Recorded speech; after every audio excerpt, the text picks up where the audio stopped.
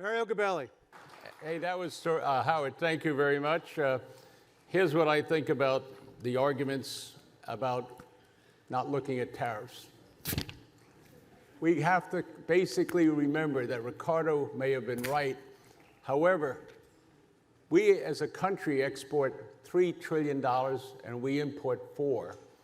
That $1 trillion goes to organizations that don't necessarily have our economic benefit.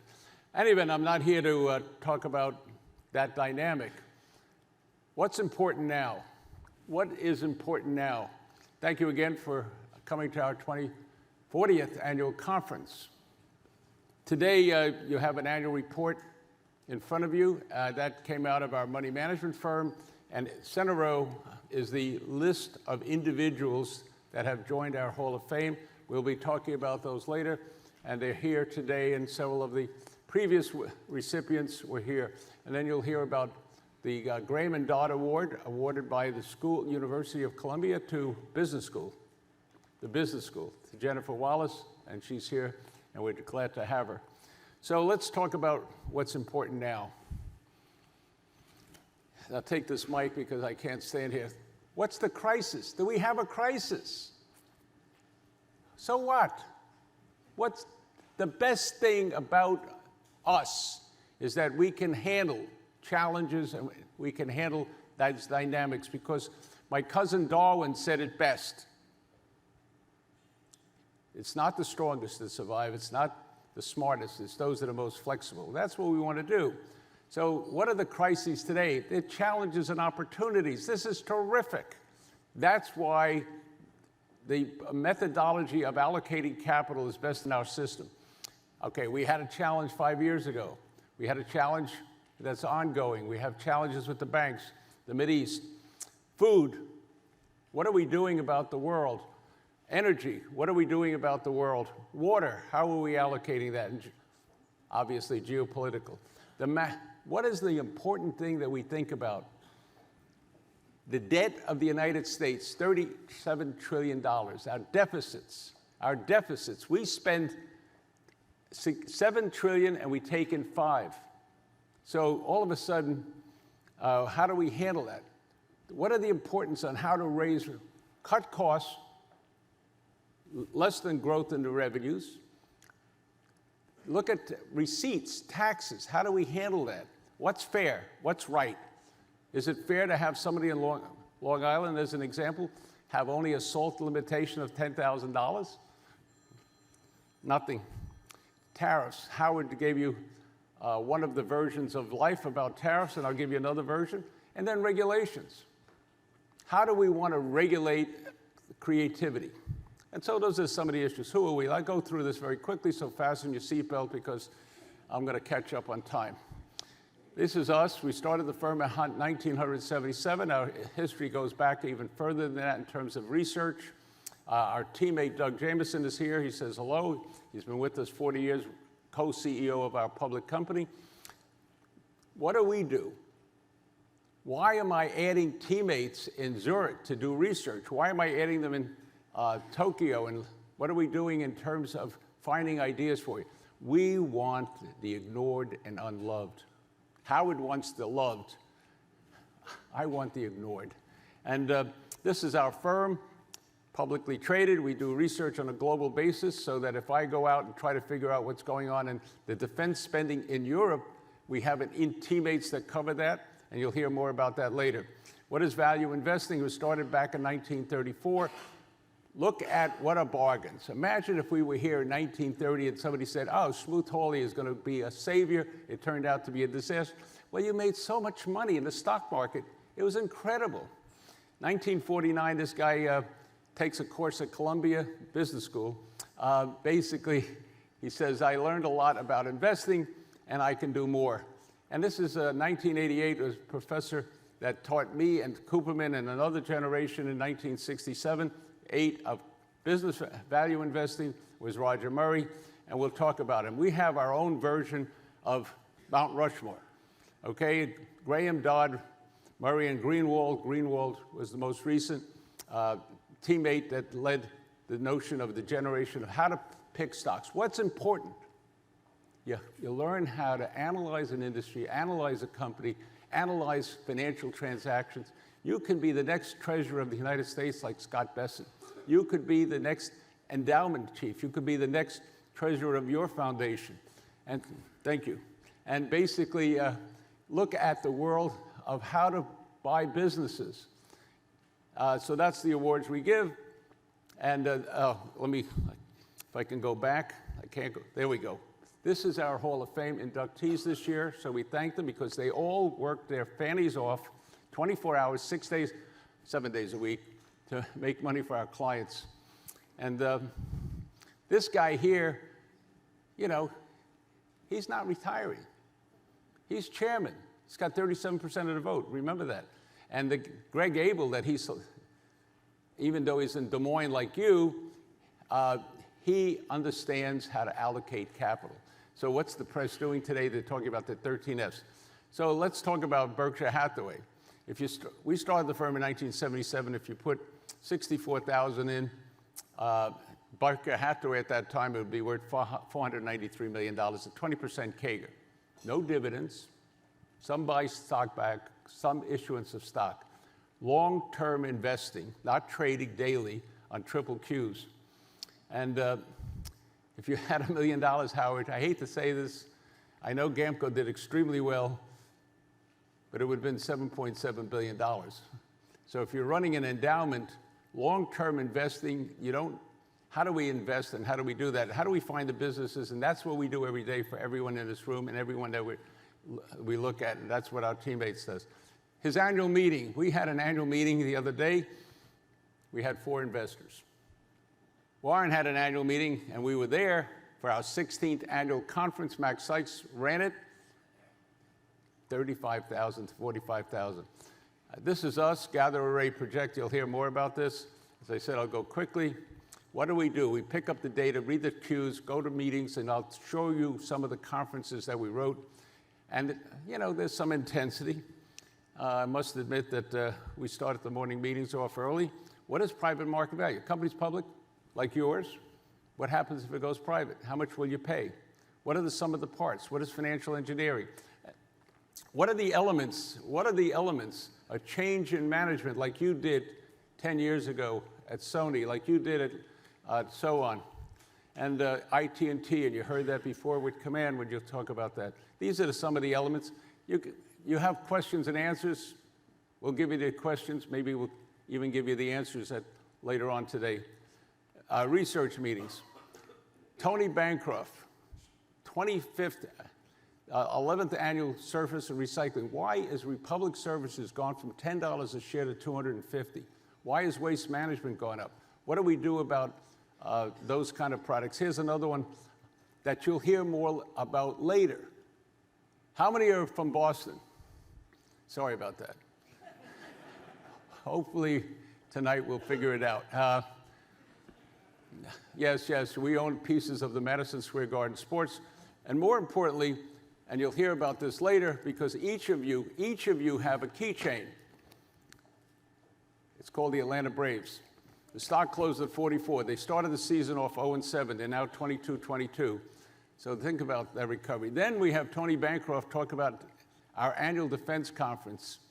31 years we're doing it. Not 1 year, not 10, not 20, 31. And he's going off to the Paris Air Show. He's been at Farnsborough, and he covers that sector extremely well with his team that's here today. And AI, we're going to talk about that with EV, and then obviously what's going on in utilities. Why is the Connecticut power bill going up, and how can it be reduced? Not complicated, just have to do it, and it isn't drill, baby, drill. And the video game industry. The video game, imagine everyone in your family that's stuck on waiting for Grand Theft Auto #6 coming out. What does that mean for Sony? What does it mean for your family members and Microsoft? And obviously, we talk baseball, football, and you'll hear more about this. How about soccer, which is a global phenomenon? Now, Howard gave you some data. The only number you want to look at is the one on the bottom. For the last 100 years, if you were here in 1926 and you put your money into the stock market, you made 10.4%. Inflation during that period was 3%. and look what you earned in T-bills and so on. How do we allocate capital for you? How do we match what you want and what your needs are relative to earning returns? And Buffett was, Warren is the most tax-sensitive individual that I've ever run across, along with John Malone. And today, by the numbers, I'll give you some quick macro data. Okay, they're in your book. Macro data, tops down. That's not how we invest, but that's how we have to think. And we think about that every day. At 8:15, we start a morning meeting with our research team. The United States, as you heard from Howard, the GDP of the global economy is $114 trillion. The United States is 27% of that.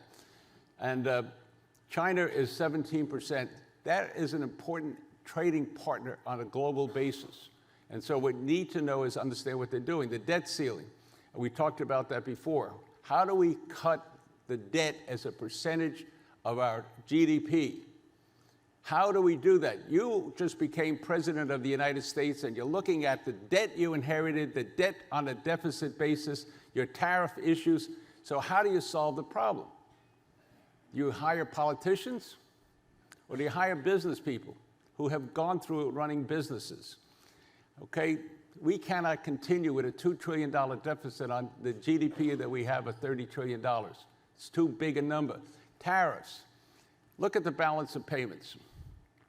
We export the number in yellow, $3.2 trillion. We do a great job of doing it.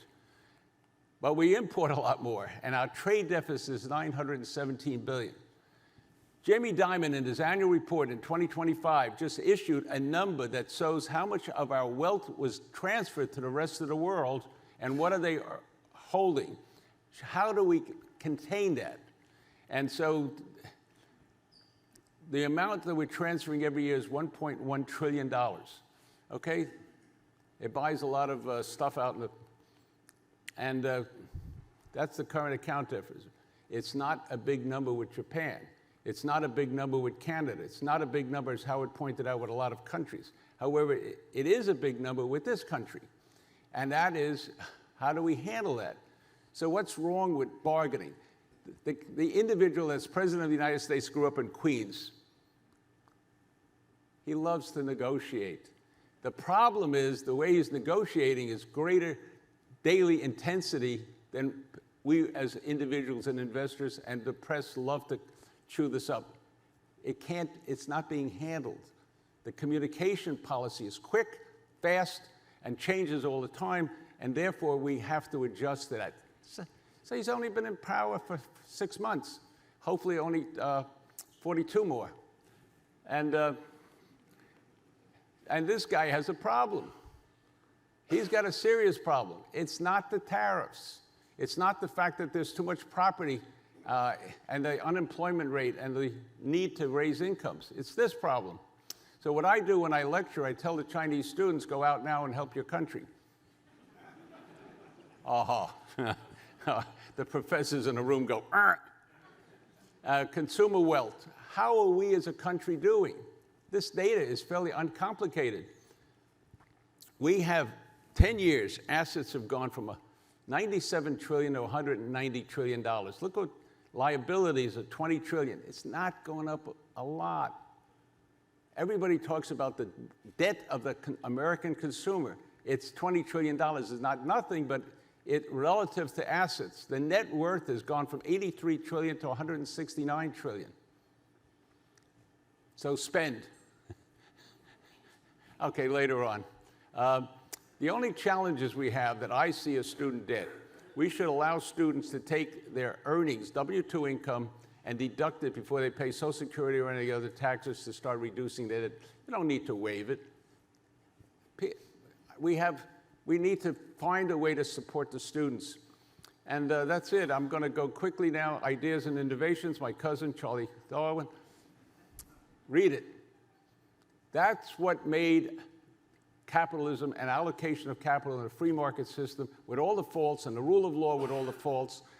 And then the major element that has driven this country is meritocracy, education. And that is what we like. individuals. The other fellow I happen to like, aside from Ricardo, is Schumpeter, Ideas and Innovations. You'll talk more about this today, more later, and that is uncomplicated.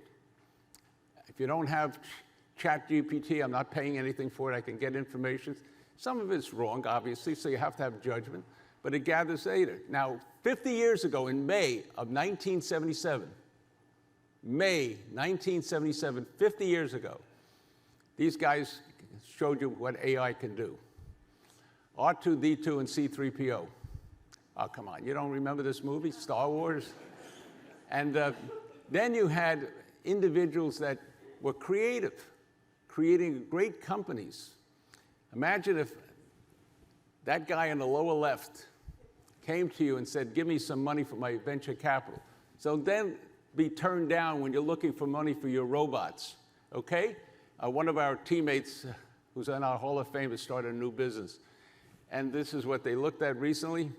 And we wrote a book on merger arbitrage. We changed it into a variety of languages, deals, deals, and more deals. And we have it out there for you if you're interested, because more corporate lovemaking will take place. And we want to buy the companies that will go either and experience financial engineering, like General Electric. What did they do? What is Sony doing? They're spinning off financial. What is IT&T doing? What is GATX doing with their European operations and what they're doing? And those are the individuals that are being honored today for their methodology of financial engineering. And Kate Welling was my editor at Barron's when I joined the Barron's panel. She volunteered, in quotes, to help write a book on merger masters, and she covered a lot of topics. And we converted it into a lot of languages. And what we do is plain old spots picking. This one is an example of what you're going to hear about. Why do we like sports? WNBA, what's going on? I'm not a big fan yet of volleyball, but maybe that's going to be interesting, or paddleball, or platform tennis. Let me go back one. One of the companies that we own, you'll hear more about, is a company in Buffalo, New York. Buffalo, New York. And we'll talk about that later. And so that's us. Another one that we talk about is MSGS, Madison Square Garden Sports. And we have a lot of companies that you own that you have not heard about, the press has not heard about it. We ignored it and unloved, but they are going to be subjects of financial engineering and value surfacing. So thank you very much.